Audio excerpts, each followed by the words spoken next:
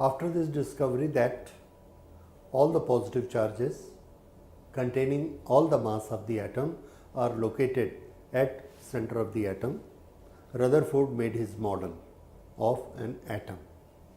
And in this model, contrary to his predecessor's model, he told that there is a nucleus and the shape of the atom is spherical. The nucleus is at the center and there are electrons of the negative particles which are revolving around it in circles. The net charge is 0 because the positive charge is equal to the negative charges of the electron. So, if the positive charge is 4 in the nucleus, there will be 4 electrons carrying 1 E charge each, and the 4 electrons are moving around this nucleus. Okay. That was his model. Now, if an electron, he made the model of hydrogen, there is plus E charge in the nucleus and there is 1 electron which is moving around it, and this electron has got charge minus E. Okay. What is the energy of this system or energy of this electron? The answer is this electron has got 2 types of energy. One is due to its motion because it is moving, and other is due to its force of attraction. This is minus plus, and there is a distance between the two, the radius of the orbit. So, there is a potential energy due to force of attraction and the distance, and there is a kinetic energy due to velocity. Let us calculate kinetic energy, potential energy and the total energy. Here, this is an example of circular motion where there is an involvement of centripetal force without which the circular motion is not possible.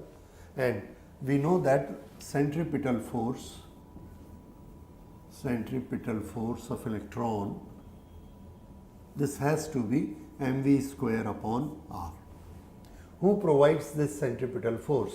Answer, this electrostatic attraction by this is providing the centripetal force in this direction. What happens? The electron wants to go in this direction, but this centripetal force pull it back and this position comes here.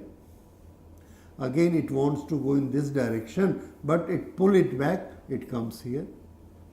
In this way it keeps on moving. Yes. So, in this way this electrostatic force acts as centripetal force. So,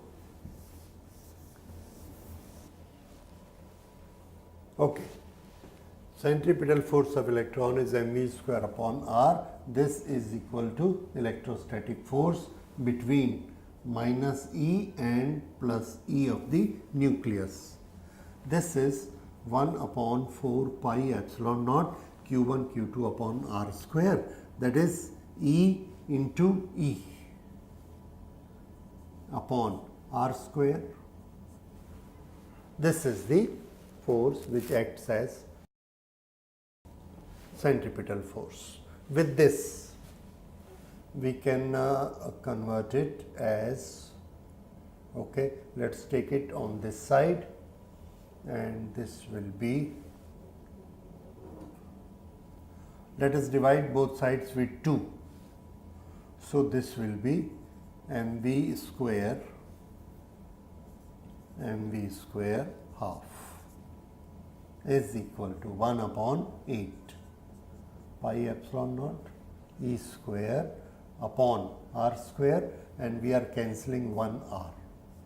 So, E square upon r, and this half mv square is what? This is formula for kinetic energy. So, kinetic energy is equal to 1 upon 8 pi epsilon naught E square upon r. This is kinetic energy, and what is its sign? Plus. Kinetic energy is always positive. Then what about potential energy? For potential energy, we know the formula is 1 upon 4 pi epsilon naught Q1 Q2 upon R square. So if we put these values, then 1 upon 4 pi epsilon naught, Q1 is minus E, Q2 is plus E upon R square. Sorry, potential energy, no square, only R. Square is in the formula of force, Q1 Q2 upon R square. This is potential energy. So potential energy, we have the formula Q1 Q2 upon R, Q1 Q2 upon R. So this is equal to again 1 upon 4 pi epsilon naught, and this is E square upon R, and here the sign is plus into minus, minus. This is the potential energy. If this is the potential energy, this is kinetic energy, then what is the total energy of the electron?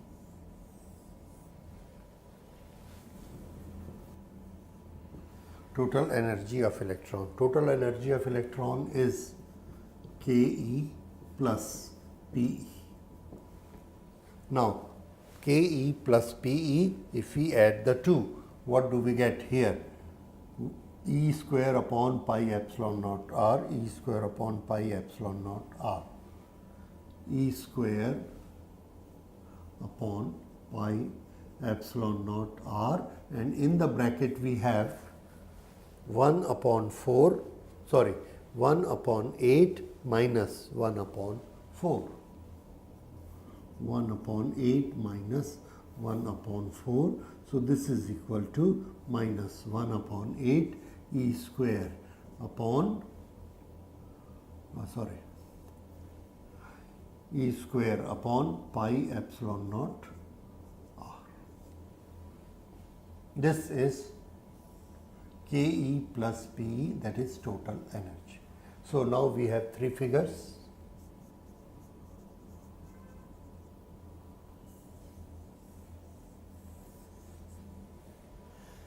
According to Rutherford's model, in hydrogen, there is a positive charged nucleus. There is an electron which is moving all around it with certain radius r, and it has potential energy this much, kinetic energy this much, and total energy this much. This total energy carrying negative sign, what does it tell?